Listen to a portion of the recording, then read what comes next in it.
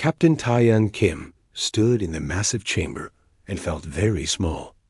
The Galactic Council meeting room was built to make humans feel that way. 847 species had representatives here, and the ceiling stretched so high that clouds formed near the top. Alien beings of every shape and size filled the curved rows of seats that circled the center floor, where Taeyang stood alone next to him. Ambassador Nari Choi sat in the human delegation box. She was 70 years old and had served Earth for decades. Her face showed no emotion, but Taeyang saw her hands grip the armrest tightly. They both knew this meeting would not go well. Counselor Vexter rose from his seat at the high podium. He was tall and covered in green scales that caught the light. His species had ruled the council for 300 years. When he spoke, his voice boomed through speakers that translated his words into every language. "We gather today to discuss the human problem," Vexter announced. The chamber grew quiet. In just 15 years since joining our council, the humans have broken protocol 47 times. They establish colonies without permission. They build military ships beyond their quota. They refuse to follow proper procedures. Taeyang felt heat rise in his chest, but he stayed silent. Ambassador Nari had warned him. Let them speak first. Learn what they want. Then we respond. Another counselor stood up. This one looked like a floating jellyfish wrapped in cloth. The humans are dangerous. They expand too fast. They ask too many questions. They do not respect the old ways. More counselors joined in. A bird-like creature complained that human traders were too aggressive. A rock being said human colonists ignored restricted zones. One by one, the complaints piled up. Taeyang realized this was not a hearing. This was a trial, and the verdict was already decided. Vexter raised one clawed hand, and the chamber fell silent again. The council has voted. We will impose sanctions on Earth. All human trade through council space is now forbidden. All human colonies established in the last 5 years must be abandoned. All human military vessels must be reduced by 70%. Earth has 72 hours to comply. Taeyang could not stay quiet anymore. Counselor, we have broken no laws. Every colony was established in unclaimed space. Every ship was built within our defensive rights. We have done nothing wrong. Laughter erupted through the chamber. Not polite laughter, but cruel mocking sounds from hundreds of alien throats. Vexter's scaled face twisted into what might have been a smile. Nothing wrong?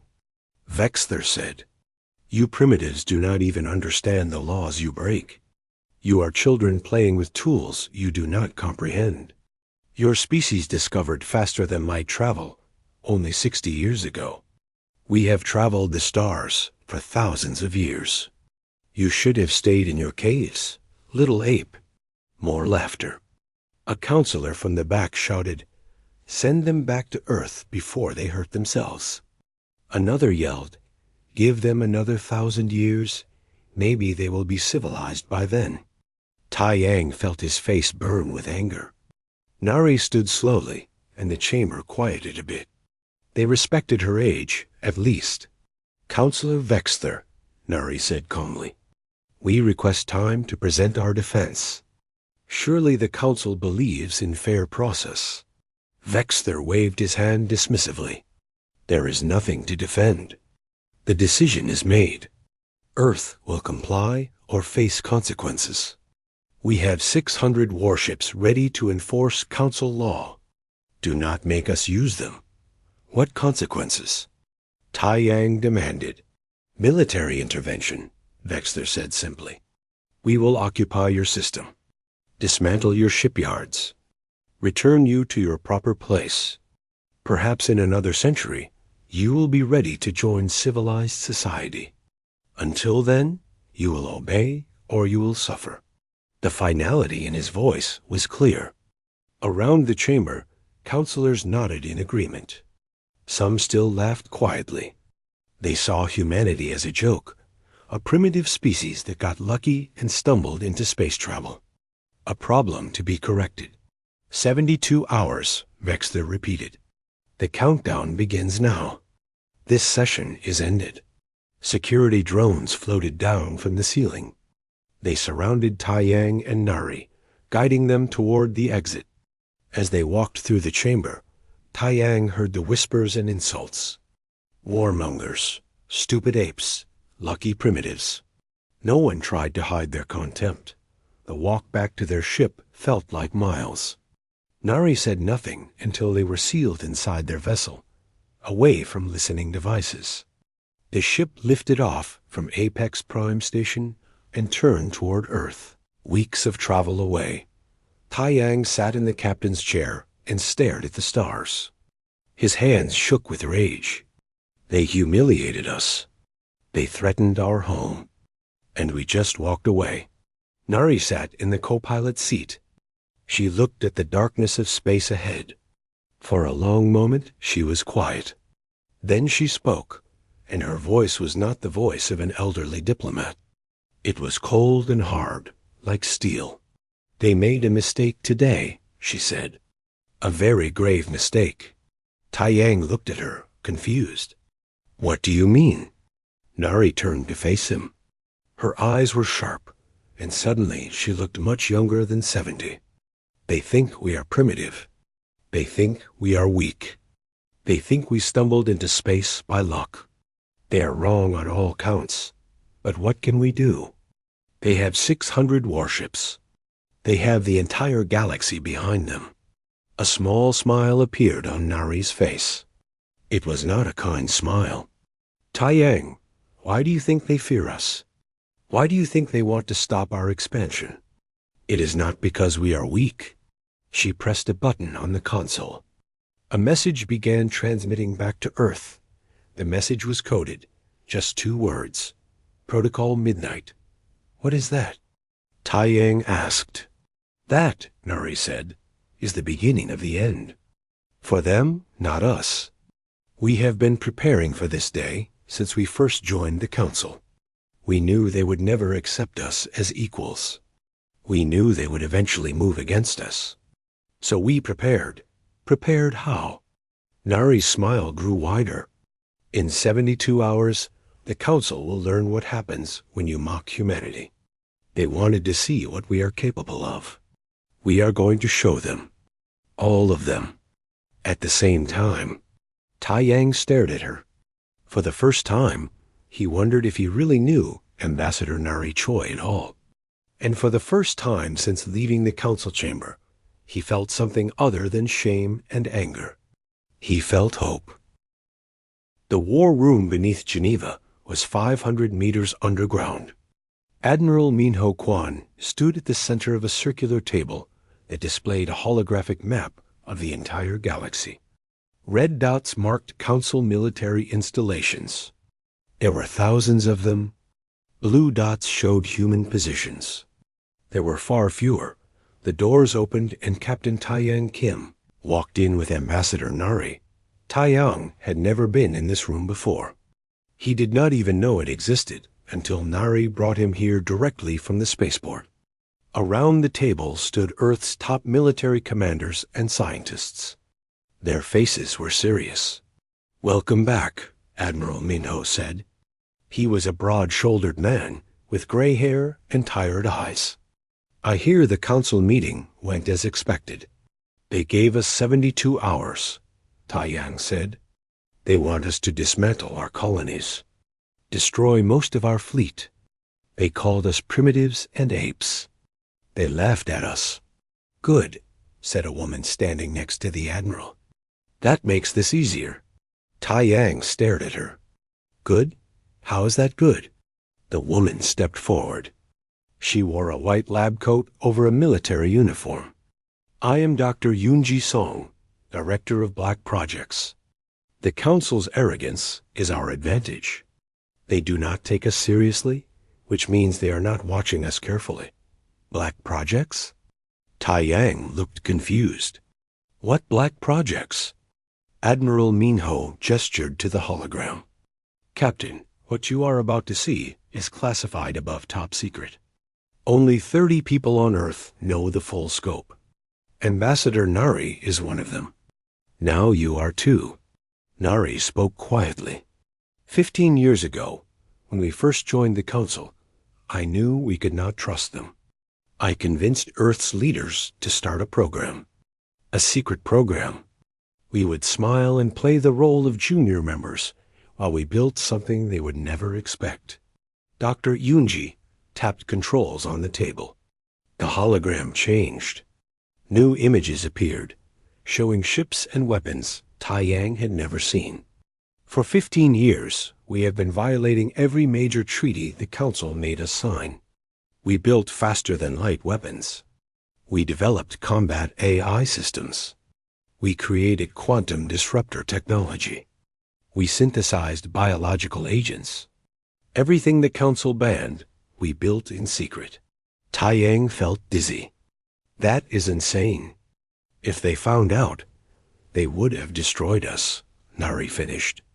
Yes, that is why we were very careful. But we always knew this day would come.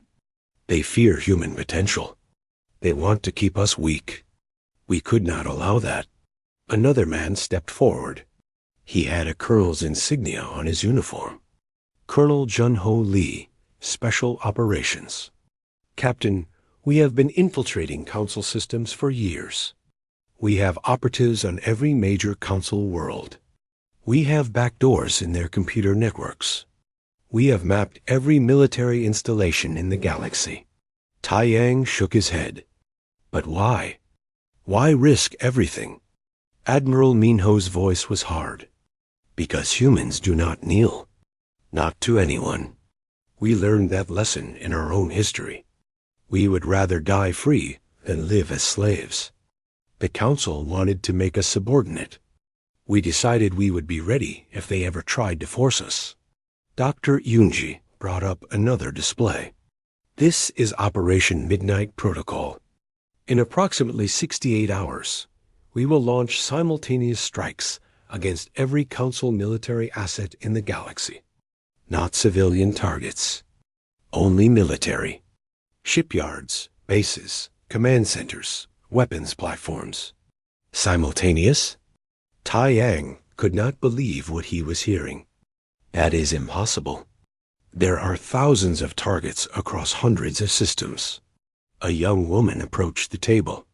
She wore glasses and looked tired. I am Dr. Sora Yang, II Systems Chief. It is not impossible.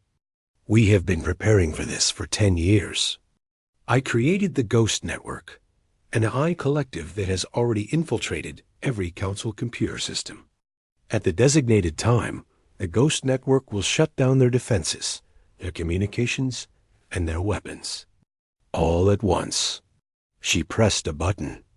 The hologram showed a simulation. Across the galaxy, red dots representing Council installations turned gray, then black. It happened in seconds. While they are blind and helpless, Colonel Jun-Ho continued, our stealth fleet will move in. We have 200 ships they do not know about. Ships that can appear next to a target without being detected.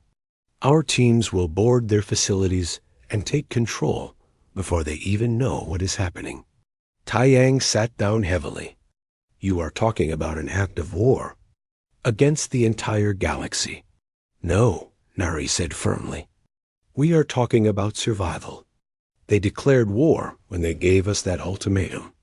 They promised to invade our system if we did not obey. We are simply striking first. Admiral Minho walked around the table to face Tai Yang. Captain, I know this is a lot to process, but I need you to understand something. We are not doing this for conquest. We are not trying to rule the galaxy. We are doing this because humans have one rule when cornered: survive at all costs. But what happens after? Tai Yang asked. Even if this works, the entire galaxy will hate us.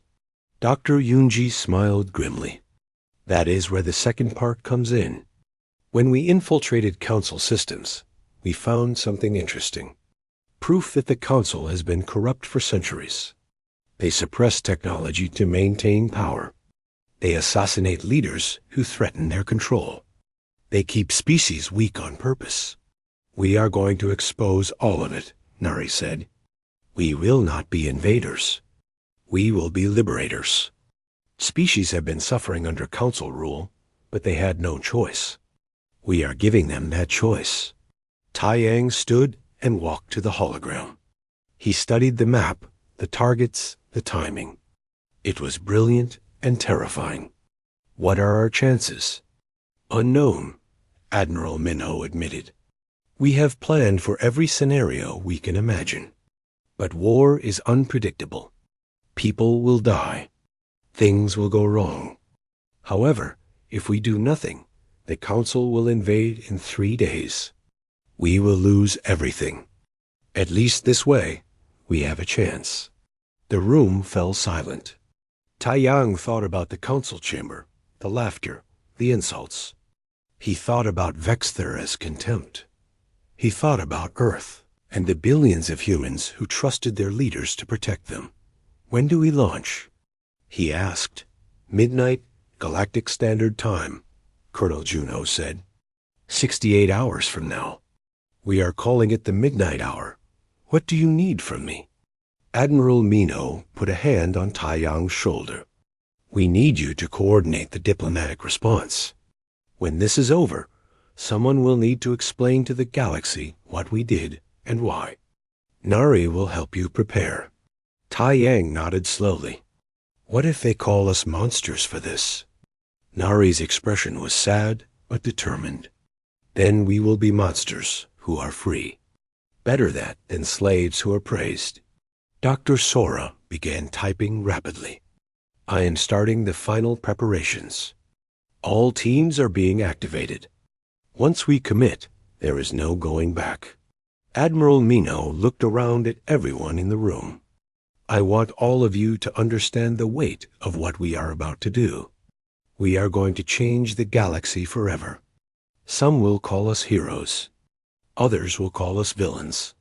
History will judge us harshly or kindly, depending on what we do next. But right now, in this moment, we have a choice. We can submit and hope the Council treats us fairly. Or we can fight and seize our own destiny. I vote we fight, Colonel Juno said immediately. Agreed, said Dr. Yunji. Yes, said Dr. Sora. One by one, everyone in the room voiced their agreement. Finally, all eyes turned to Tai Yang. He was the newest person in the room, the one who had just learned about all of this. Tai Yang thought about the 72-hour deadline. He thought about warships coming to Earth. He thought about future generations asking what his generation did when they were threatened. They called us primitives, he said quietly. They said we should have stayed in our caves. Let us show them what primitives can do when you threaten their home. Admiral Minho smiled for the first time. Then it is decided. Operation Midnight Protocol is active. May whatever gods exist have mercy on us all, because the Council will not. The countdown began. 68 hours until humanity broke every treaty in one night. The stealth carrier Sol's Fury hung in empty space 3 light years from the nearest star. Commander Yuna Han sat in the captain's chair and watched the countdown on her screen. 30 seconds until midnight, Galactic Standard Time. Around her ship, 199 other stealth vessels waited in the darkness. They were invisible to sensors. Hidden by technology, the Council did not know humans possessed. All teams report ready, her first officer said quietly. Yuna had been preparing for this moment for 5 years. She joined the stealth program when it was just beginning. She helped test the ships, train the crews, plan the missions. Now it was real. In 30 seconds, humanity would commit an act that would change everything. 15 seconds. The first. Officer counted down. Yuna thought about her family on Earth. Her parents did not know where she was or what she was doing. They thought she was on a routine patrol. After tonight, They would know the truth. Everyone would know. 10 seconds. Across the galaxy, 200 human stealth ships counted down together. Each ship had a target. Each target was a Council military installation. Weapons platforms, shipyards, command stations, fleet headquarters. The Council had thousands of military assets, but humanity had identified the 200 most important ones. Take those out, and the Council military would be paralyzed. 5 seconds. Yuna's hands were steady on the controls. She was not afraid. She was focused. 3, 2, 1. Midnight. Light years away on Earth. Dr. Sora Yang pressed a button. The Ghost Network activated. Across the galaxy, artificial intelligence systems that had been sleeping in Council computers for years suddenly woke up. They moved through the networks like invisible ghosts, shutting down defenses, locking weapons, disabling communications. In 3 seconds, every major Council military installation went dark. Jump. Yuna commanded. The Soul's fury flickered and appeared next to a massive orbital weapons platform above the Council military world of Draken Prime. The platform was huge, bristling with enough weapons to destroy a planet. Those weapons were now offline, the targeting systems frozen, the defense shields down. Launch boarding pods. Yuna ordered. 20 pods shot from the Soul's fury and attached to the weapons platform like seeds sticking to cloth. Cutting torches activated. Within seconds, Colonel Junho Lee and his team were inside. JUNHO moved through the corridors of the platform with practiced efficiency. His team wore powered armor and carried weapons, but they had not fired a shot yet. They did not need to. The platform's crew stumbled around in confusion, their computers dead, their lights flickering on emergency power. Secure the command center, Junho ordered. His team spread out, moving to key locations throughout the massive station. A Draken officer appeared around a corner, fumbling with a weapon. The weapon did not work, its electronic firing mechanism disabled by the Ghost Network. The officer looked at Junho with wide, terrified eyes. "Drop it," Junho said in the Draken language. The translator in his helmet worked perfectly. The officer dropped the useless weapon and raised his hands. This scene repeated itself across the platform. Council soldiers tried to resist, but found their weapons dead, their communications gone, their computer systems unresponsive. Junho's team reached the command center within minutes. The Draken commander sat at his console, desperately pressing buttons that did nothing. "Commander," Junho said, "this station is now under human control. Order your crew to stand down. No one needs to die today." The Draken commander's scales flushed purple with rage. "You are starting a war you cannot win." "The war already started when your council threatened Earth," Junho replied. "We are just finishing it quickly." Similar scenes played out across 200 locations. Lieutenant Hyen Bei flew his ghost fighter through a defensive perimeter around a council shipyard. The defensive drones that should have intercepted him floated uselessly, their systems frozen. Hyen targeted the shipyard's main reactor controls with a quantum disruptor beam. The beam did not destroy anything. It simply turned off the reactor safety systems and forced an emergency shutdown. Within minutes, the entire shipyard went dark. Specialist Minji Kung infiltrated the Council's central military archive on Apex Prime Station. She was small and moved like shadow through the corridors. Guards ran past her, shouting about the system's failure. Too distracted to notice one human, woman in dark armor. She reached the archive core and plugged her device directly into the main server. "Dr. Sora, I am in. Downloading now." Dr. Sora's voice came through her helmet. "Hold position for 3 minutes." Minji watched the progress bar crawl across her display. Every classified file, every secret document, every piece of evidence about council corruption was copying to her device. This data would change everything. Back on Earth, Dr. Sora watched data flow in from 200 different locations. Every strike was succeeding. The Ghost Network was performing perfectly. Council forces were helpless. Their technology turned against them. "Admiral," she reported to Admiral Minho, "all teams report successful insertion. 0 casualties so far. The plan is working." Admiral Minho stood in the war room, staring at the holographic map. Red dots were turning blue one by one as human teams took control. It seemed too easy, like a dream. But he knew the hard part was coming. A galaxy would wake up soon and realize what happened. "Broadcast the message," he ordered, "across every council communication channel, across every frequency, in every language." The same message suddenly appeared. Admiral Minho's face filled every screen in council space. "People of the Galactic Council," Admiral Minho began, 72 hours ago, your leaders gave Earth an ultimatum. They mocked us. They threatened us. They called us primitives who should have stayed in caves. They promised to invade our home and destroy our people. We have responded."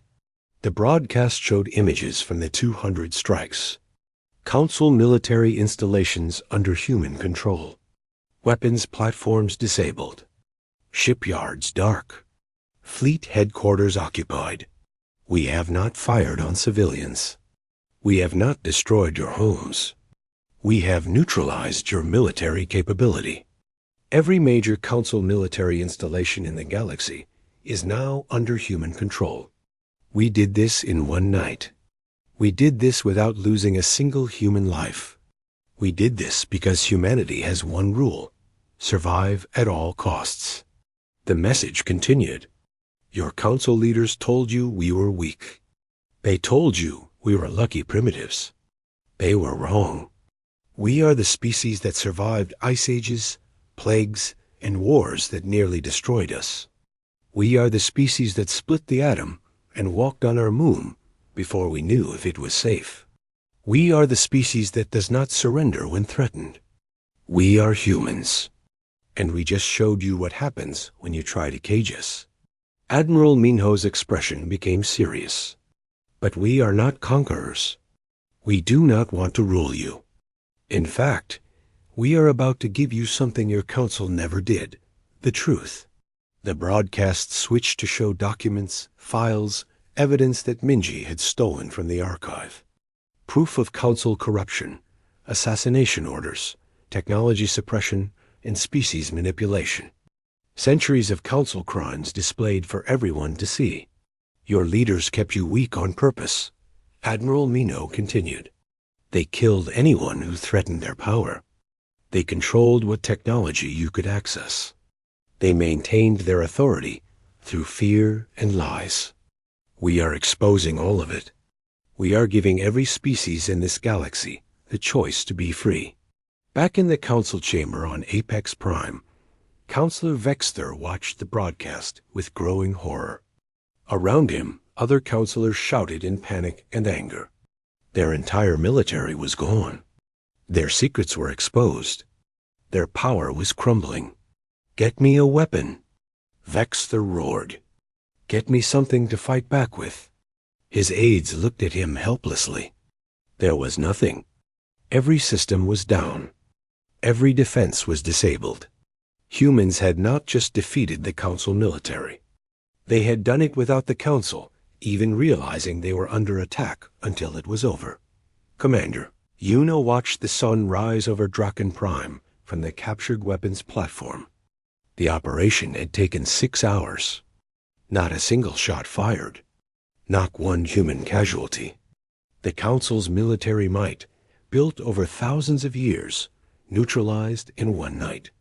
Commander," her communications officer said, "we are receiving surrender offers from 17 Council fleets. They are asking for terms." Yuna allowed herself a small smile. "Tell them we will discuss terms after they acknowledge what happened here. Tell them Earth is willing to talk, but only as equals." Colonel Junho stood on the bridge of the captured flagship and looked out at the stars. His team had secured the entire vessel. The council crew sat in their quarters, disarmed and confused. Was it really this easy? One of his soldiers asked. No, Junho said. It was this hard. We just made it look easy because we prepared for 15 years. We studied them. We learned their weaknesses. We built what we needed in secret. They thought we were stupid. That was their mistake. Lieutenant Hyan Bei flew his fighter back to the Soul's Fury. As he docked, he thought about the council chamber where Tai Yang had been mocked days earlier. He wondered if Vexter understood yet what he had unleashed. Captain Taeyan Kim walked into the council chamber 3 days after the midnight hour.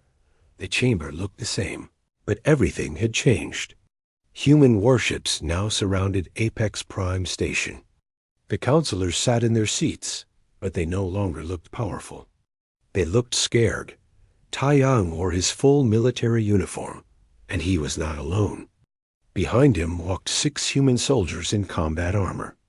Above the chamber, human drones flew in slow circles.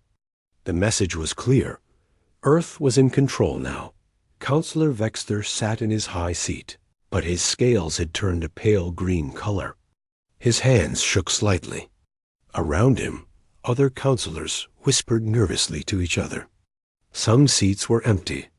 Some species had already withdrawn from the council after seeing the evidence of corruption.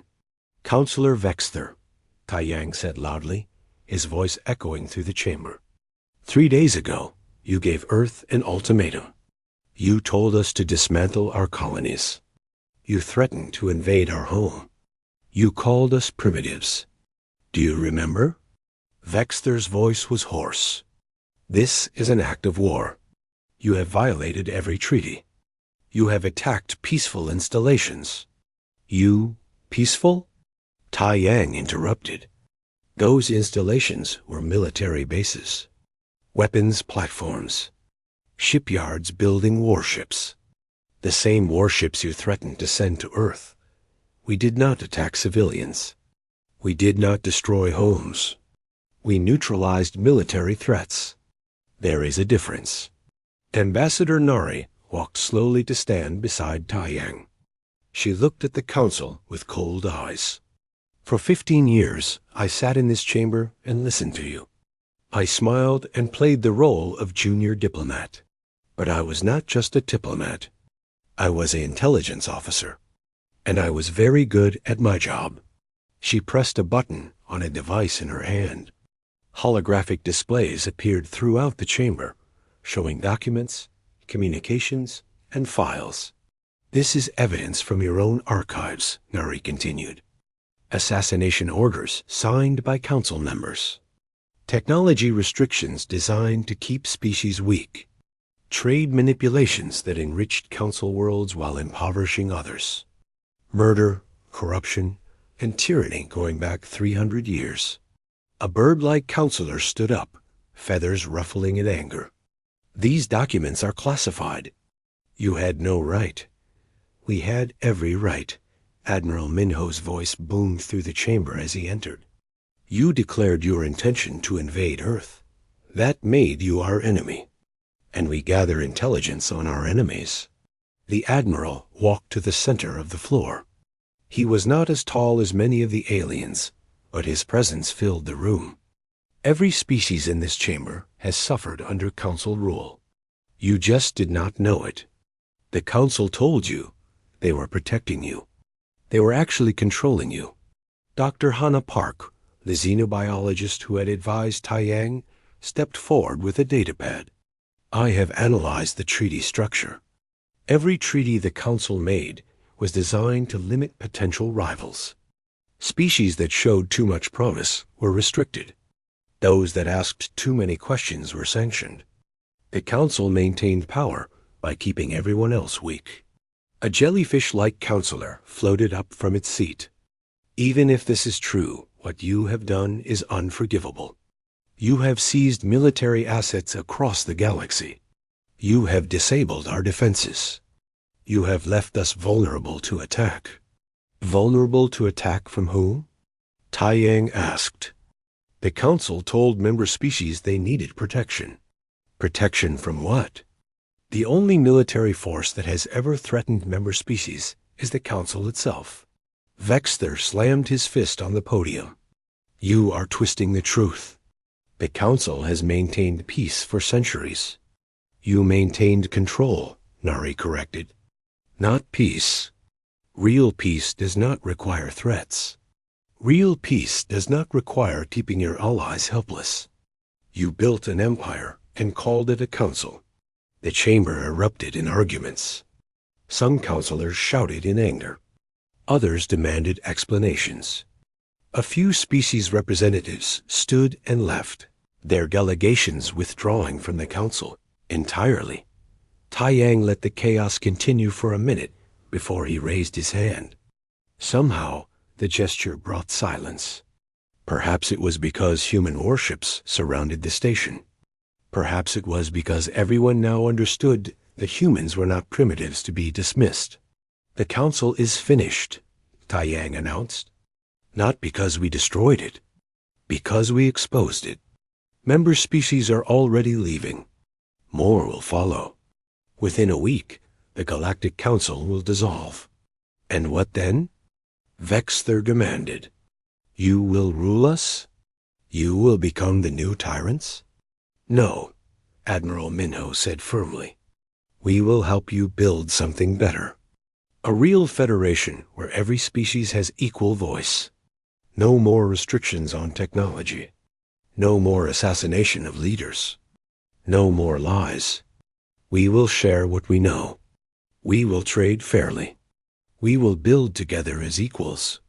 A rock-being counselor, who had been silent until now, spoke in a rumbling voice. Why should we trust you?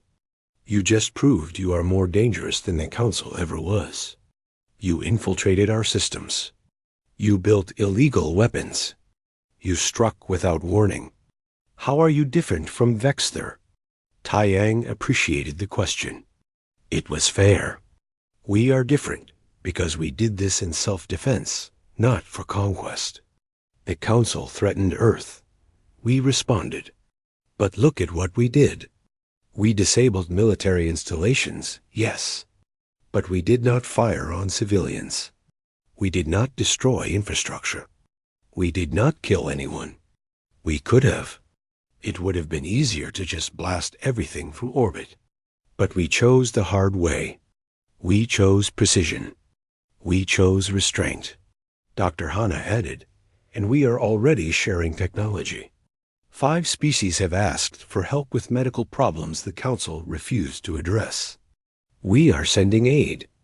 10 species have asked about the stealth technology. We are explaining how it works. The Council would have kept it secret. We are giving it away. Besides, Nuri said with a slight smile, we are not asking you to trust us. We are asking you to be free. Take the evidence we have provided. Examine it. Make your own conclusions. Then decide what kind of government you want.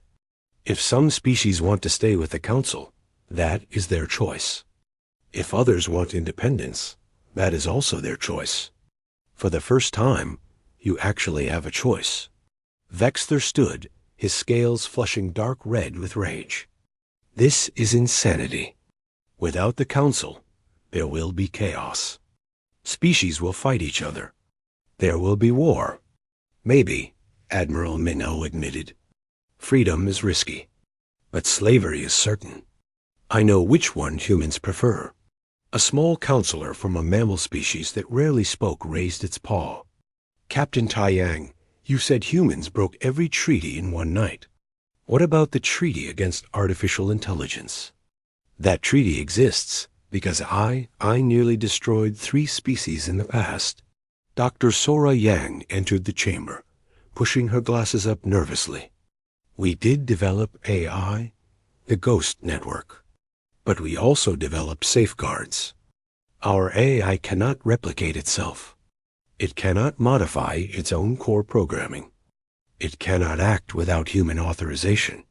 We learned from the mistakes others made. We built our AI to be a tool, not a master. You still broke the treaty, the mammal counselor pointed out. Yes, Taiyang agreed. We did, because that treaty was designed to prevent any species from developing technology that might threaten the Council. It was not about safety. It was about control. We broke it, proved that AI could be safe, and now we are sharing our safety protocols with everyone. Vexter was shaking now, his anger giving way to fear. What about us? The Council members? What will you do to us? The chamber grew quiet. Everyone wanted to hear the answer. Taiyang looked at Vexter with neither pity nor hatred. Just coldness. That depends. If you cooperate with investigations into Council crimes, you will be allowed to retire. If you resist, if you try to hurt more people, you will face trial. But we are not executioners. We are not the Council. We believe in justice, not revenge. However, Nari added, her voice sharp as a knife, understand this. You called humanity primitives. You mocked us. You threatened our home. In response, we dismantled your entire military in 6 hours without firing a shot. We exposed 3 centuries of your lies in one broadcast. We turned your own systems against you. Remember this the next time you think about underestimating someone. Admiral Mino addressed the entire chamber one last time. Earth is proposing a new federation. Open membership. Equal votes. No restrictions on technology. No threats. No manipulation. Just cooperation between free species. Any species that wants to join is welcome. Any species that wants independence has our support. The choice is yours. He turned to leave, then paused. Oh, can Counselor Vexter? You asked what humans are capable of. Now you know. We are capable of anything when you threaten our home. Remember that. As the human delegation left the chamber, Taiyang heard the discussions erupting behind them. Some species were angry. Some were grateful. All of them were free for the first time in centuries.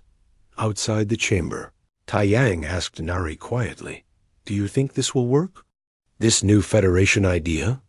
Nari smiled. I have no idea. But at least now they have the chance to try.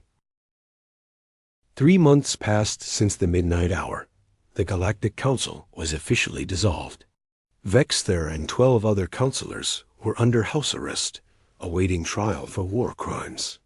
The rest had retired or fled to remote worlds, where they hoped humans would not find them. Captain Taiyang Kim stood on the observation deck of the new Federation headquarters. The station floated in neutral space, built by 20 different species working together. Through the viewport, he could see construction ships adding new sections every day. More species were joining. Grand Marshal, a voice said behind him.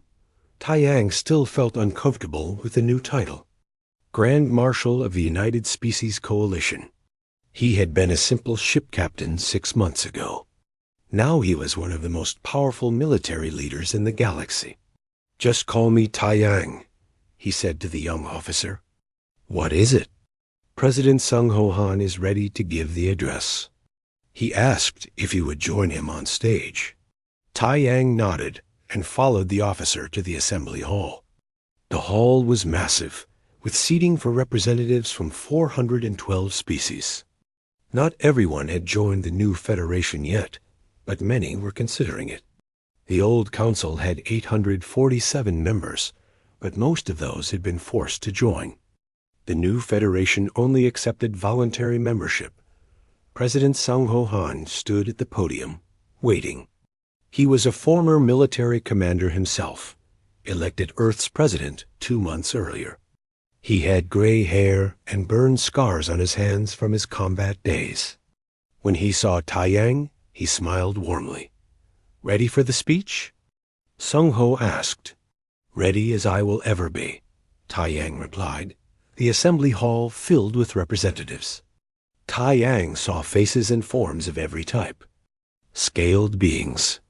Furred beings, energy beings that glowed softly, rock beings that barely moved, flying beings that perched on special seats, aquatic beings in water-filled chambers. All of them watching the stage. President Sung-ho began his speech. 3 months ago, Earth was threatened with invasion. We were called primitives. We were told to dismantle our colonies and destroy our ships. We were given 72 hours to obey or face destruction. Today, we stand here together as free species, building something new, something better. The assembly listened quietly. Some species still did not trust humans. That was fair.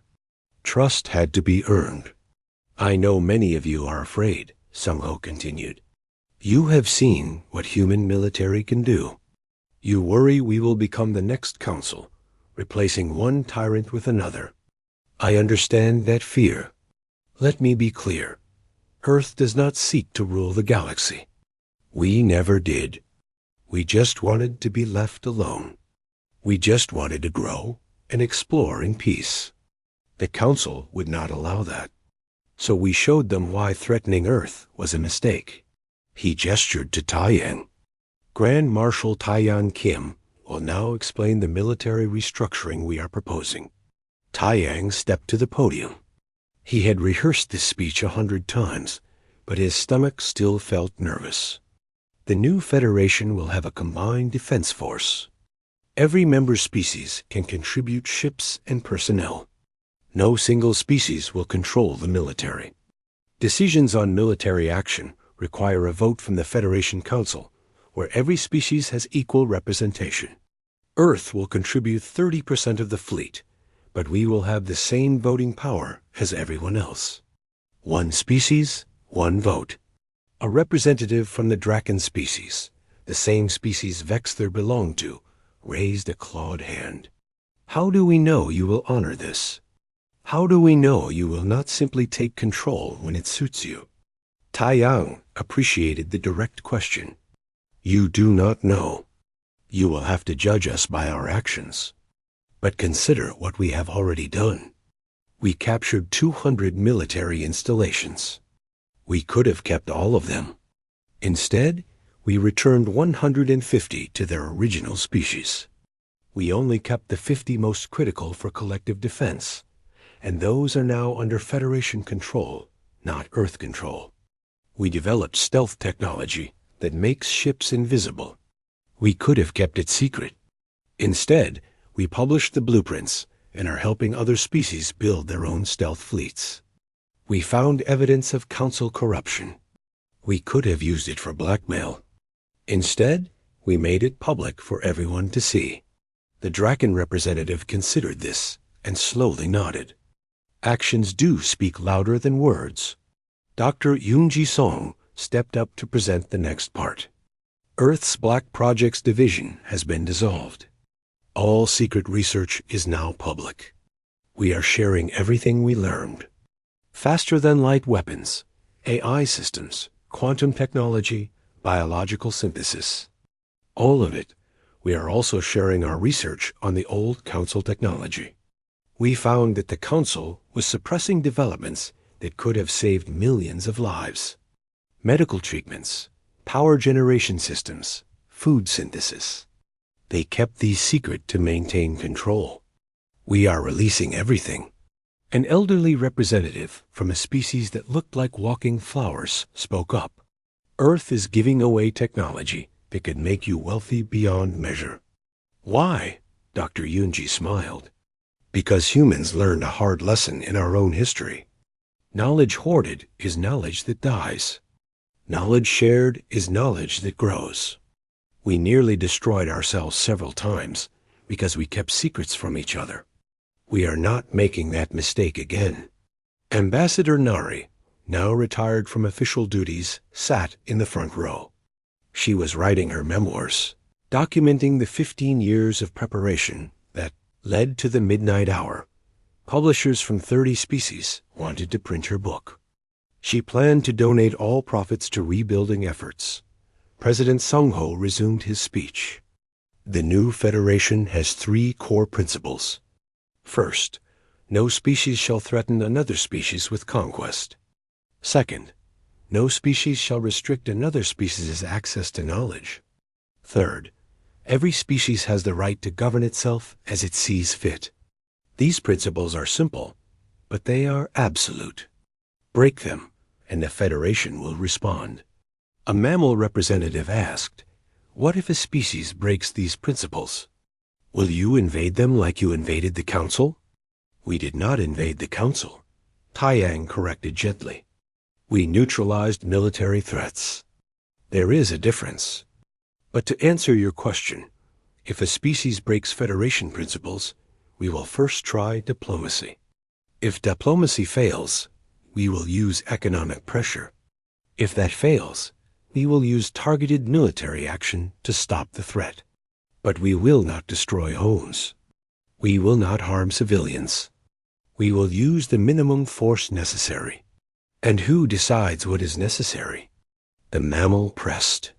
The Federation Council, President Sung-ho answered, with a 2/3 majority vote. Not Earth alone. Never Earth alone. We learned from watching the old Council. Power without accountability corrupts. We are building accountability into every level of this Federation. The assembly hall buzzed with discussion. Slowly, more species were coming around to the idea. It helped that Earth had kept every promise so far. It helped that humans genuinely seemed to want partnership, not dominance. After the speech, Taiyang walked through the station corridors. He passed human engineers working alongside Draken technicians. He saw doctors from 5 species collaborating on medical research. He watched children from a dozen worlds playing together in the station's park. Colonel Junho found him there. "Thinking deep thoughts, Grand Marshal?" Taiyang laughed softly. "Just thinking about how strange everything has become. 6 months ago, I was a ship captain. Now I am responsible for defending 400 species." "Heavy burden," Junho agreed. "Do you regret it?" "No," Taiyang said immediately. "The Council needed to fall. They were suffocating the galaxy.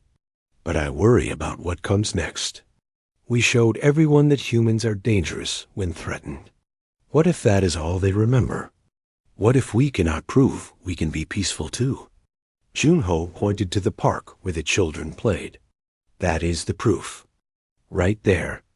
Kids from species that were enemies under the Council, playing together. That is what we fought for. Not domination. Just the chance for everyone to live without fear." Admiral Minnow approached them, moving slowly.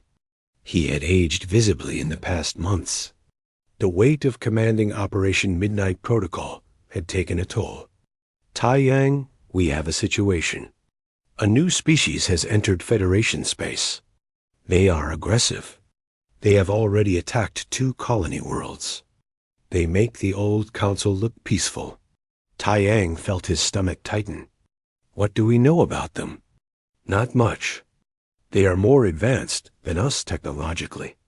They do not respond to communication. They just attack." Admiral Minho looked tired. "The Federation Council is meeting in 1 hour to discuss response. Every species is looking to Earth for leadership. Is that not what we promised?" Junho asked quietly. "To defend each other?" Taiyang thought about the Council chamber where Vexter had mocked humanity. He thought about the midnight hour and the careful planning. He thought about all the species that now depended on the Federation staying strong. "Gather the command staff," he ordered. "We need a plan. But this time, we try diplomacy first. If this new species wants war, they will find it. But we will exhaust every peaceful option before we fight. That is what separates us from the old Council." Admiral Minho nodded approvingly. "That is why they made you Grand Marshal. You understand that strength is not just about winning battles. It is about knowing when not to fight them." Later that evening, Taiyang stood again at the viewport, watching the stars. Ambassador Nari joined him, her steps slow with age.